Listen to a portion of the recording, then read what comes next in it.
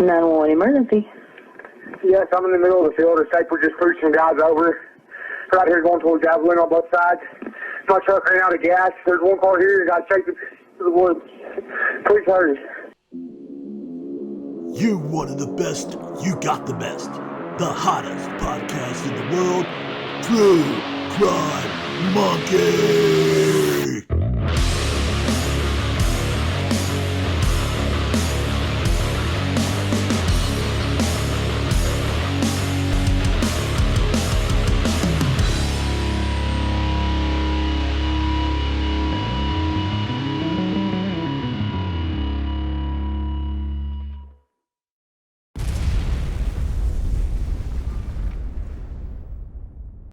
Just a quick note before we get started with today's episode. Just wanted to let all the viewers know that I do read and try to answer as many comments as possible, and we have had some mixed review as far as background music that's been mentioned in the comments. So we're going to give this episode a try with no background music. So let me know what you think in the comments, and don't forget to subscribe to the True Crime Monkey YouTube channel. On Thursday, August 8th, 2013, Brandon Lawson arrived back home where he lived with his longtime girlfriend, Ladessa Lofton. The couple had been together for over 10 years and had 3 kids together. Brandon also had one other child from a former relationship. Shortly before 11 p.m. that evening, Brandon and Ladessa had gotten into an argument. According to a reporter on the story, the most likely reason for the argument was over the fact that Brandon had not returned home the night before, and that Ladessa believed that Brandon had started doing drugs again. However, a friend close to Brandon, Jason Watts, said in an interview to take that story with a grain of salt. However, Brandon's own brother Kyle tells a different story in a pre-recorded interview that we'll play for you later in this podcast. Brandon did have a history of drug abuse, mainly marijuana and methamphetamines, but had been clean for the last 6 months. Brandon was starting a new job the following week, and in fact had just passed a drug test the day before he went missing.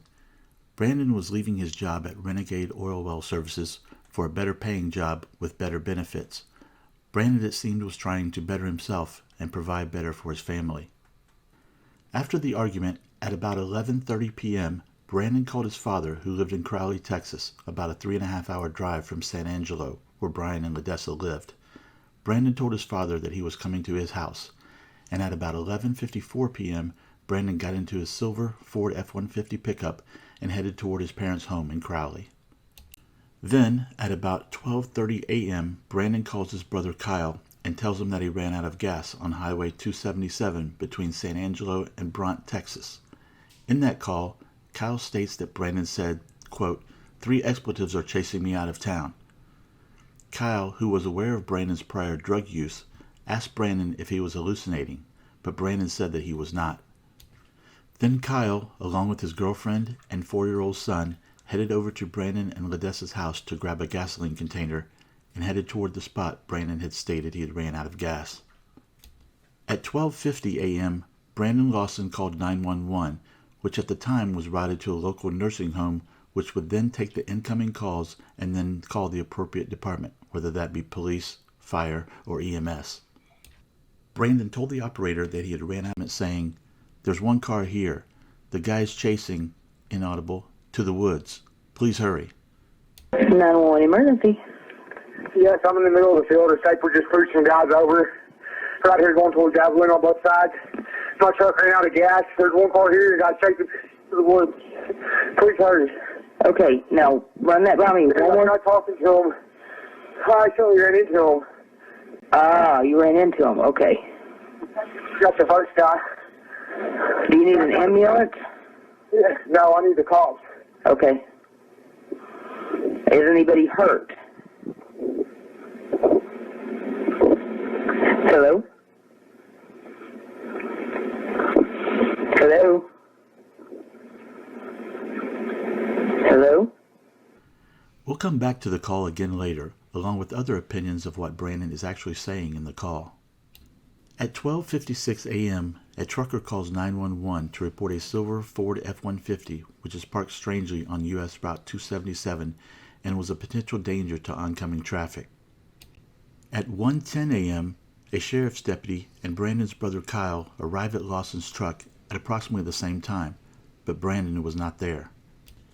At that same time, Kyle was on the phone with Brandon, who told Kyle, "I can see you, I'm right here," but neither the deputy nor Kyle could see Brandon. At the time of his disappearance, Brandon had an active warrant for his arrest, and Kyle thought that he may have been hiding from the deputy at that time. It is important to note that according to Jason Watts, that this warrant was from 2005, 8 years prior, and was for a minor drug possession offense. While the Observer Enterprise, a local newspaper coincidentally owned by the then sheriff's wife, states that the warrant was from only 2 years prior and was a felony warrant.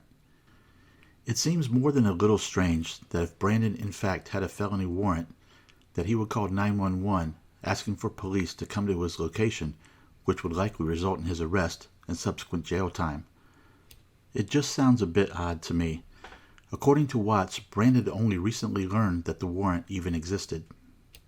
Between 12:50 and 1:15 a.m., Brandon made and received several calls with his brother, his girlfriend, the 911 dispatcher, and even his neighbor. Due to the poor cell phone reception in the area, many of these calls went straight to voicemail. After 1:19 a.m., all calls made to Brandon's cell phone went straight to voicemail. The last communication with Brandon was at 1:18 a.m. Kyle called Brandon once more. In that conversation, Brandon stated that he was out of breath and was bleeding. After briefly talking to the deputy, Kyle drove a short distance up the road and parked, thinking that Brandon would come to meet him at the car, but Brandon never showed up. After waiting there for about 45 minutes, Kyle returned to Brandon's truck, put the gas from the container into Brandon's truck, and yelled out that the law was gone. He then left the scene and arrived back home at about 5 a.m. Kyle stated that he was surprised that Brandon had not yet returned home.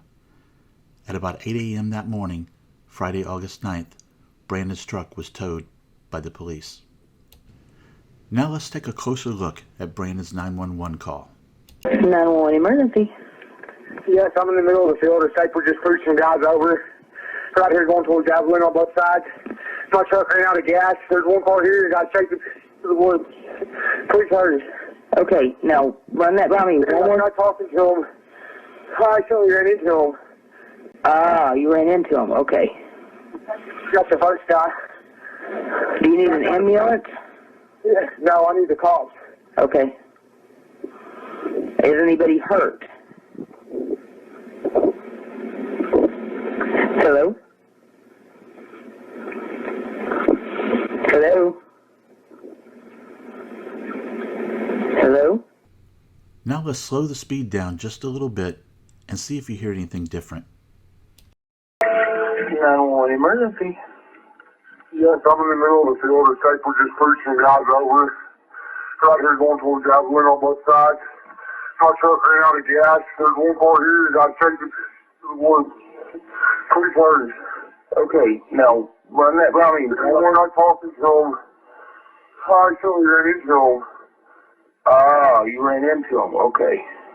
That's the first guy. Do you need an ambulance? Yeah. No, I need the cops. Okay. Is anybody hurt? Hello? So what do you think Brandon is saying in the 911 call? After listening to the call many, many times and listening to the opinions of what others have interpreted the call to say, here's what I personally think is in the call. You will note that one big difference I hear versus what many others hear is I think Brandon says route here going toward Abilene on Brant's side, not both sides as many people think. The reason is that the route on US 277 from San Angelo to Abilene goes through Brant, Texas. I feel that Brandon is just stating that he has not yet reached the town of Brant. Maybe I'm wrong, but I feel the on both sides just really doesn't make sense. Operator, 911 emergency. Brandon. Yes, I'm here in the middle of a field. Escaped. We just pushed some guys over. We're out here going toward Abilene on Brant sides. My truck ran out of gas. There's one car here. A guy chased us into the woods. Please hurry. Operator. Okay, now run that by me one more. Brandon. We're not talking to him. I accidentally ran into him. Operator. Oh, you ran into him. Okay. Brandon. Inaudible. Got the first guy. Operator. Do you need an ambulance? Brandon, yeah. No, I need the cops.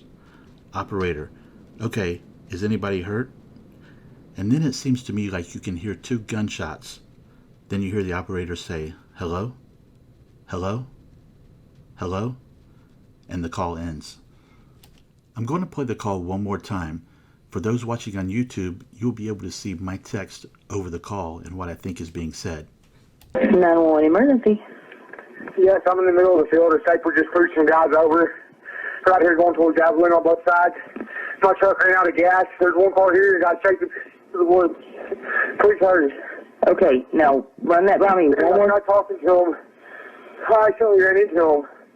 Ah, you ran into him. Okay. Got the first guy. Do you need an ambulance? Yeah, no, I need the cops. Okay. Is anybody hurt? Hello? Hello? Hello? We have listened to the 911 call and summarized the actions that took place that night from a variety of research sources. But a few years after Brandon's disappearance, Brandon's brother Kyle compiled a scripted list and timeline of the events of that evening. This is Kyle's statement. And he was wanting to know if I could get some dope for him because he switched jobs and he had already taken his drug test, so he wanted to get high. He had not smoked in at least 6 months, and I told him, no, you don't need to do that, bro. You've been clean for a long time. He told me, I know, bro. I'm just going to do a little bit. I told him, okay. And I told him to go get a guy named Chris. He worked with us. So he went and picked up Chris, and Chris took him to pick up some from who I don't know. And so after they got it, they went and got high. Then I didn't hear from him until I was on my way home. I called him and asked where he was, if he was still going to come by when I got home, and he said yes. After I got home, I never heard from him. I figured he was at home, so the next morning I tried calling him and can't get a hold of him. His wife wouldn't answer either. So I called some friends back home in Fort Worth and to see if he had come there, and I found him. He was at one of our friends' house. He got on the phone and spoke to me, and he said he was going to be heading home soon. So I told him, okay, I'll hit you up whenever I get home from work. He said, okay, everything was normal. Then I'm almost to my house, and he calls me, and he tells me that he is on his way home, and she, as in Ladessa, better not have touched none of his stuff. I went to their house. Ladessa was cleaning the house, and everything was normal. Nothing was torn up or anything. So I called him and told him to chill out, to just calm down. She wasn't tearing any of his stuff up. So I let him talk to her for a minute, and they were arguing, but I didn't pay no mind to it. So I got my phone back, and I went back to my house, showered and changed clothes, and I was about to eat dinner when my mother called me and asked if I would please go over to their house and calm my brother down because he was flipping out. When I arrived at their house, my brother Brandon was already gone. So I asked Ladessa what was going on, and she said he was tripping and flipping out. On my way there, my brother calls me, says that Ladessa had some Mexicans from the neighborhood chasing him out of town. He told me that the state trooper had pulled one of them over, but there were still 2 chasing him. He hung up on me, then calls me back and tells me that he is about to run out of gas. He needed me to bring him some gas, so I told him, okay, that I had to go back by his house to pick up a gas can and come straight to him. So I went to his house, I got the gas can, and I headed that way. Well, Brandon kept calling me, and he would say a few words and hang up. The first time he asked where I was and to hurry up, I told him that I was on the way as fast as I could. Then he calls back, and Audrey answered, and he said, where are y'all? I'm bleeding, Audrey. As in, Audrey, hurry up and get here. And he hung up. Then he calls me again and says, where are you at? I said, I'm pulling up right now.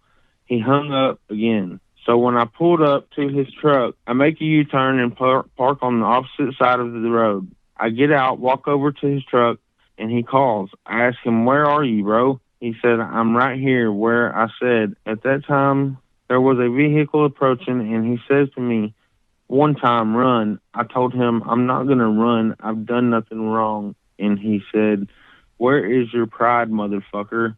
And hung up on me. At this time, the officer was walking up from behind the truck, and he says, is this your truck? I told him, no, it's my brother's truck that he had ran out of gas, and he was walking down the road. He keeps losing signals, so I asked if he mind me driving down the street to look for him, and he said, yeah, but he's not back that way because I just come from that way. So I said, okay. I had not known that my brother had made a 911 call in between the time he was calling me on my way there. It makes no sense to me why he would call 911 call saying he needed the cops, and then right after he tells me to run from the police. But I drove down the street and I stopped. I and Audrey both repeatedly calling him and texting him, and he would not respond. My son was only a few years old, and he was tiring and hungry, so we went back to my bank in San Angelo so that I could get some money.